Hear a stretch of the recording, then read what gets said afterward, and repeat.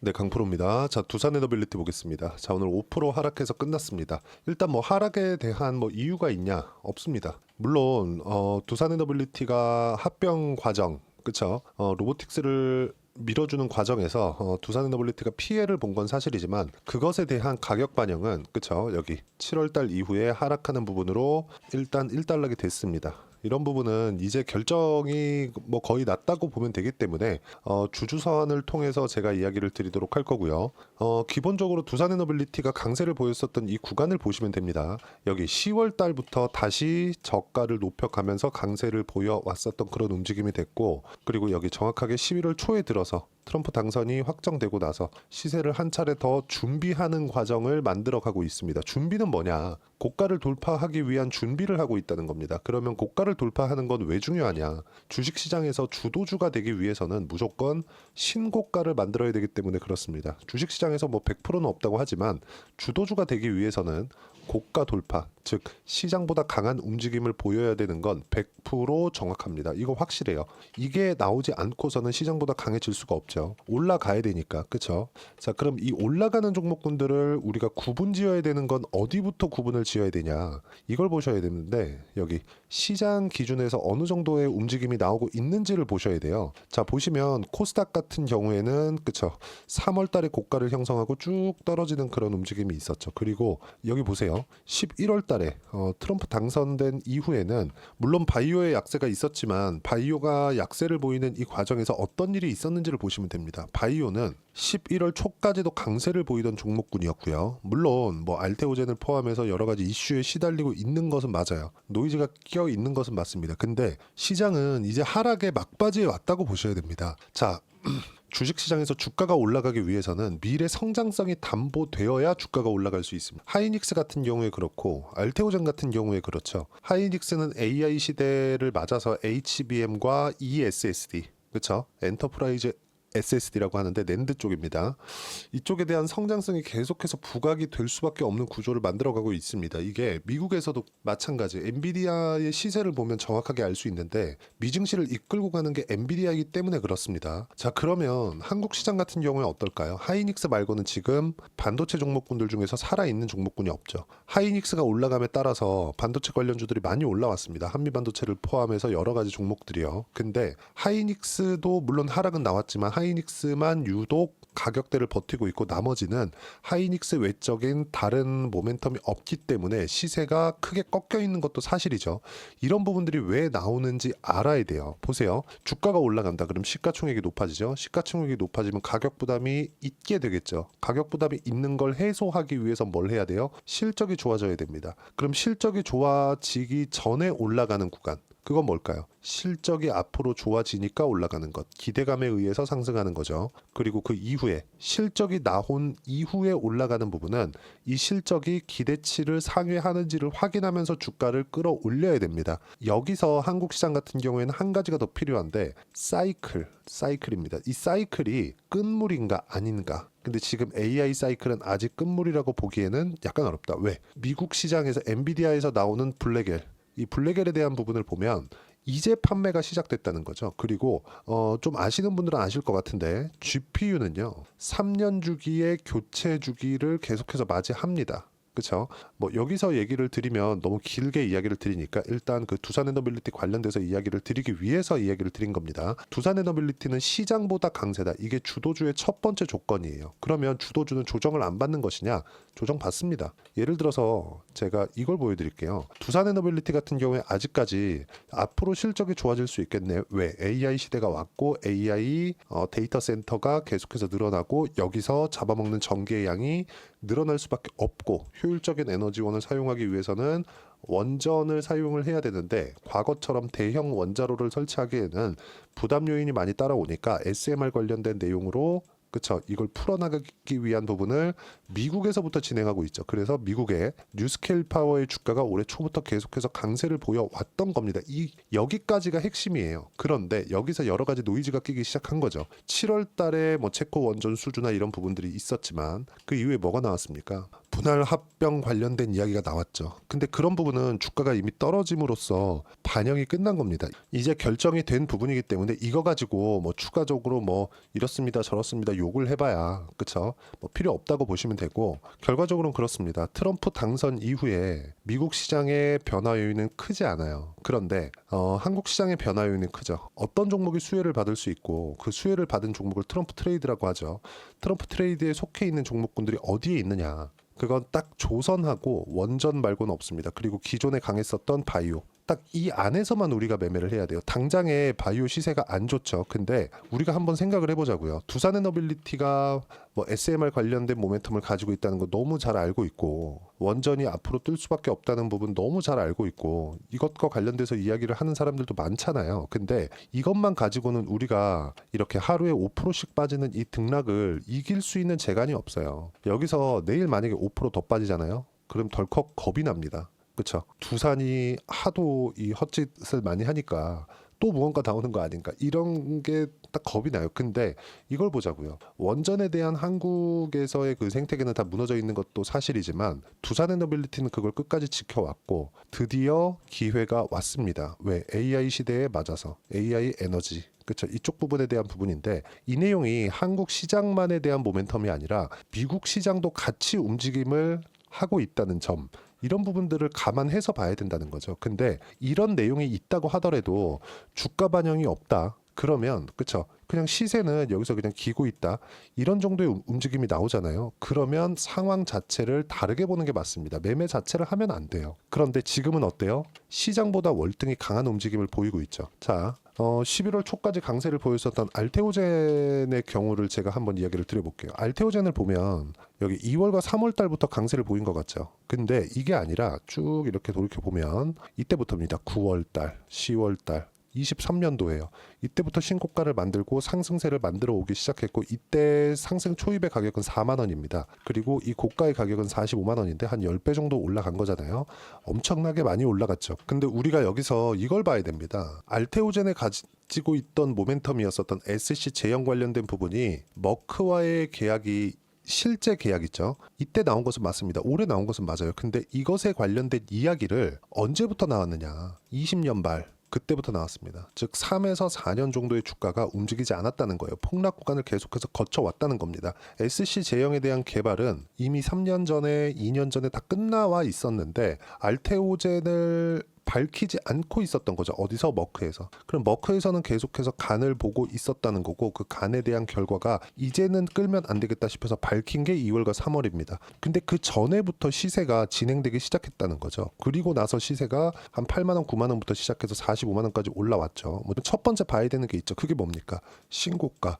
고가 돌파에 대한 부분을 어떻게 판단할 건지, 이 내용을 보라는 겁니다. 그럼 이런 부분을 정확하게 두산에너빌리티에 적용시켜서 본다면 어디부터 봐야 되는 게 맞죠? 여기 올라갔다 내려오죠. 여기 팔고, 지금 어때요?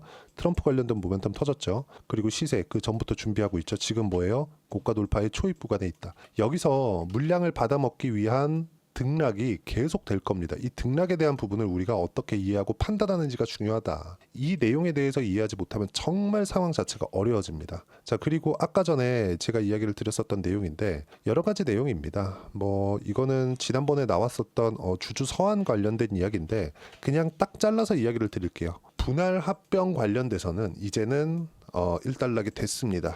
이건 그냥 지나가는 내용이라고 보시면 될 것 같고, 이 내용에 대한 부분이 뭐 추가적으로 이야기를 해야 될 게 있다, 또는 두산에너빌리티의 타점이나 가격대를 어떻게 잡아야 되는지 그런 부분을 내가 알고 싶고 판단하고 싶다, 이런 부분, 그리고 시장 관련돼서 주도주를 어떻게 잡아야 되는지 그 내용에 대한 부분은 소통방에서 하나하나 이야기를 드리고 있습니다. 오늘 같은 경우에도 마찬가지예요. 바이오 매수의 시간이 필요하다. 전 바이오를 계속 좋게 본다 그랬죠. 그리고 바이오 플러스 조선 플러스 원전입니다. 원전은 아직 매수를 안 했고, 이번에 시장이 너무 안 좋은 상황에서 조선주부터 지난주부터 매수를 시작을 했는데, 원전도 지금 이번 주에는 매수가 들어갈 거고, 그런 내용을 소통방에서 진행을 할 겁니다. 모두 다 무료로 진행하고 있고, 요즘에는 웬만하면 매매를 좀 쉬고 있는 그런 구간입니다. 시장이 너무 많이 하락을 했고, 하락했기 때문에 쉬는 게 아니라 하락했기 때문에 그 반등을 확인하는 과정에서 쉬는 건데, 우리가 매매하는 종목군들을 구분짓자 그랬죠. 시장 빠질 때 같이 그냥 막 폭락하고 뭐 난리를 친 종목, 예를 들어서 뭐 삼성전자 이런 종목군들, 2차전지 이런 종목군들 매수하면 안 된다는 거예요. 그러면 시장이 너무 많이 빠질 때는 같이 빠진다 그랬죠. 바이오도 11월 들어서는 많이 빠졌습니다. 근데 바이오 같은 경우에는 이제 고가를 찍고 떨어진 그 구간에 있고, 삼성전자나 2차전지 같은 경우에는 이미 추세가 망가져 있는 상황에서 저가를 더 확대시킨 겁니다. 이 둘의 차이는 크다는 거죠. 싼 걸 사는 게 아니라, 그렇죠? 비싼 걸 사는 겁니다. 이 비싼 걸 사는 걸 어떻게 해야 되는지 그 부분에 대해서 이야기를 드리고 있는 겁니다. 뭐 시장에서 보면 뭐 어저께 같은 경우는 그래요. 삼성전자로 만들어진 바닥이 오늘부터 종목 장세가 시작됐다. 어저께 내용이죠. 그리고 반도체 2차 전지는 연속성이 나올 수 없다. 바이오, 조선, 원전은 트럼프 트레이드, 그리고 11월 초까지 시세가 유지되었기 때문에 같이 반등해도 시세가 연결되는 것은 바이오 그리고 조선과 원전뿐이고요. 뭐 지난주 조선주 매수 시작했고 이번 주엔 바이오 반등 확인해서 매수 예정이다. 원전도 마찬가지입니다. 근데 바이오는 아직까지 반등이 나오지 않았기 때문에 매수하지 않고 있고요. 조선주는 시세 구간에 들어왔기 때문에 매수 구간을 잡아놨고요. 이 위에 다 내용이 있습니다. 여기 보시면 11월 22일 날 여기, 그렇죠? 하나오션 같은 경우에 매수 구간을 잡아놨고요. 이런 부분들을 제가 소통방에서 하나하나 이야기를 드리고 있고요. 다 무료로 진행하고 있으니까 소통방 가서 배우시면 되고, 소통방은 구독과 좋아요만 눌러주시면 무료 입장 가능하고요. 제가 입장 링크를 보내드릴 수 있게 여기 010-8713-1916으로 구독이라고 문자 보내주시면 소통방 입장 링크 순차적으로 공유를 해드리도록 하겠습니다. 어떤 종목을 해야 되는지가 중요합니다. 근데 그 어떤 종목은 철저하게 주도주 위주로 해야 됩니다. 매매하다 보면 물릴 수 있어요. 좀 크게 물릴 수도 있습니다. 근데 이게 2차전지 같은 종목에 물렸다? 이런 문제가 되는 거죠. 2차전지 같은 종목은 어떻게 구분 짓느냐? 고가에서 쭉 떨어지는 종목이 아닙니다. 추세를 완벽하게 꺾은 종목을 이야기를 드리는 거예요. 아무리 많이 떨어지는 한이 있더라도 주도주라면 내가 최소한의 물량은 가지고 갈 필요가 있습니다. 왜? 시장은 죽지 않으니까. 그래, 뭐 지금 뭐 코스피 코스닥을 보면 시장이 죽어 있다고 볼 수도 있겠지만, 그래도 최소한 살아있는 종목군들, 그리고 마지막까지 버텼던 종목군들은 시장 반등이 나올 때 가장 빠르게 반등이 나옵니다. 그렇기 때문에 제가 이야기를 계속해서 드려온 거예요. 이렇게 뭐 11월 19일 날 같은 경우에도 폭락하던 시장이 끝났다. 보세요, 시장 폭락 끝났죠. 그리고 앞으로 반등이 크게 나온다기보다 하락을 멈추고 종목 장세가 나온다. 종목 장세를 저는 기다리고 있는 거고, 삼성전자를 포함해 대형주가 당장에 크게 오를 수 없기 때문이다. 엔비디아 실적은 실적 나오기 전이니까 분기당 50%씩 100%씩 이렇게 성장하는 성장률이 유지되는 건 그렇게 길게 남지 않았고, 한국 시장에 바닥이 나온 점 등 트럼프 트레이드 관련된 종목은 계속해서 매매를 해야 되고, 확인 후에 매매하겠다, 이런 내용들을 제가 소통방에서 이야기를 드리고, 두산에너빌리티의 실시간 타점도 소통방에서 함께 공유를 합니다. 다 무료로 진행하고 있으니까 구독과 좋아요 눌러주시면 무료 입장 가능하고요. 제가 입장 링크를 보내드릴 수 있게 여기 010-8713-1916이라고 구독이라고 문자 보내주시면 소통방 입장 링크 순차적으로 공유를 해드리도록 하겠습니다. 자, 그리고 계속 제가 말씀드리죠. 주도주 해야 된다. 그 주도주를 어떻게 잡는지 그 내용은요. 여기 두산에너빌리티의 가격 그리고 단기 보유 전략입니다. 단기는 2주입니다. 2주 동안 내가 어떻게 수익 전환 시킬 것인지 이 내용에 대한 부분이고, 수익 전환 시키기 위해서는 무조건 추세가 살아 있어야겠죠. 그 추세를 보는 법, 그렇죠? 가격으로 이 내용도 다 무료로 진행하고 있으니까 제가 다 공유를 해드릴게요. 대신에 구독과 좋아요 꼭 좀 부탁드리고 010-8713-1916으로 두산에너빌리티라고 문자 보내주시면 가격, 단기 보유 전략 함께 공유해드리도록 하겠습니다. 어려운 시장이 다 지나왔다고 저는 보여집니다. 물론 등락이 커져 있는 건 사실인데, 이런 부분들이 이제는 마무리 단계에 있고, 이제 12월이잖아요. 12월이 되면 연말 장세가 나옵니다. 그리고 1월 달에는 테마주의 장세가 나올 거예요. 그 테마 중에서 살아남은 종목군들이 조선, 그리고 원전, 그리고 바이오 말고는 사실상 지금으로서는 이 세 가지 업종 말고는 없다. 그럼 이 내용에 대해서 우리가 어떤 식으로 판단을 해야 되고, 이 종목군들 중에서 어떤 종목을 해야 되는지 제가 딱 한 종목만 준비를 해놨으니까 영상 끝까지 시청하시고요. 모든 분들이 성공 투자하셨으면 참 좋겠습니다. 자, 여전히 시장은 녹록지 못합니다. 이런 상황이 벌어지는 건 어쩔 수 없습니다. 이런 상황에서도 수익이 나는 종목들의 구조는 변하지 않습니다. 즉, 대시세 종목에 대한 구조는 변하지 않는다는 거고, 실제 제가 소통방에서 지속적으로 이야기를 드리고 있는 내용도 대시세 종목이나 시장 주도주를 공략하는 건 철저하게 가격 분석을 하라고 이야기를 드리고 가격 분석 이후에는 이슈에 대한 파악 그리고 이슈를 파악하고 나서는 다시 내가 얼마에 매수할지 그 타점에 대한 부분을 지속적으로 언급을 하고 있습니다. 자, 근데 생각해 보세요. 시장이 굉장히 어려웠습니다. 어려운 상황에서의 어떤 종목들이 강했냐 보면 반도체와 그리고 바이오입니다. 자, 실제 여기 보면요. HLB에 제가 실제 매매한 내용을 띄워놓고 보여드리고 있는데 1월 22일부터 매매를 시작해서 4일 동안 31%의 수익 마감이 됐고요. 그리고 여전히 신고가 종목입니다. 자, 그리고 그 다음 어보브 반도체 이름을 보시다시피 반도체 종목이죠. 그리고 AI 반도체는 지속적으로 강세를 보이고 있습니다. 이 종목도 신고가를 먼저 달성한 이후에 제가 21%의 단기간에 21%의 큰 수익을 내고 마감이 됐습니다. 다시 재공략을 준비하고 있고 이런 부분은 소통방에서 다 공유를 해드립니다. 자, 그리고 코세스. 자, 코세스 같은 종목도 당연히 그쵸 신고가 종목이고요. 그리고 반도체 종목입니다. 이 종목도 영업일 기준에서 이틀 동안 대략 한 15%의 수익 마감이 됐습니다.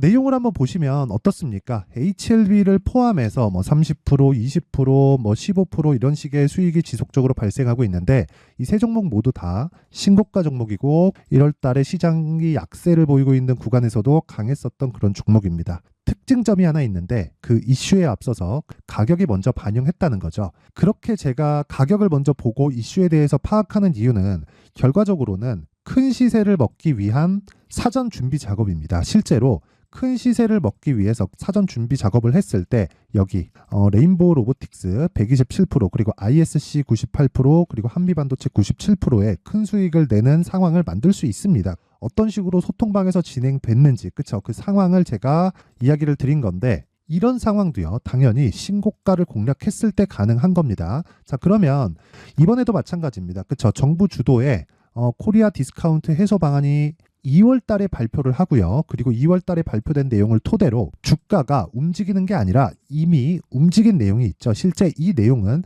크게 중요한 게 아니라는 겁니다.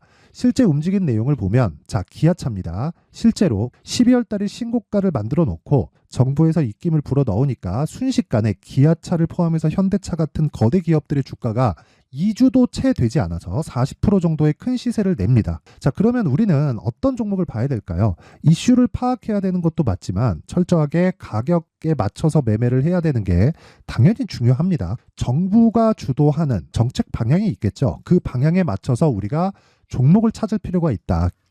자, 그러면 답이 나왔습니다. 정부가 주도하는 방향에 맞춰서 제2의 기아차를 찾는 게 지금은 중요하다. 근데 정부 정책의 방향에 맞게 가자.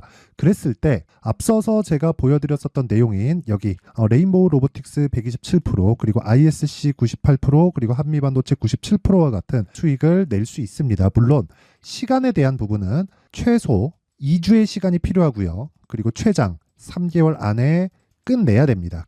자, 기아차의 시세를 보셨던 것과 같이 2월 달에 정부 정책의 방향이 결정되고요. 바로 3월 달이면 시행입니다. 자, 그러면 우리는 거기에 맞춰서 당연히 종목을 찾아야 되고 제가 제2의 기아차를 찾아놨습니다. 제가 아까 전에 소통방에서 이야기를 드렸었던 내용 다 공개를 해드렸는데 그 내용처럼 종목만 받고 싶다 하시는 분들은요. 상단에 있는 제 전화번호로 대시세, 자, 대시세라고 문자를 보내주시면 정부 정책의 방향에 맞는 종목을 모든 분들에게 무료로 공개를 해드리도록 하겠습니다. 자, 제가 원하는 건 채널 성장이 목적입니다. 자, 그래서 구독과 좋아요 꼭 좀 부탁드리고요. 모든 분들이 정부 정책에 맞는 방향으로 매매를 이어가서 큰 수익 보셨으면 좋겠습니다.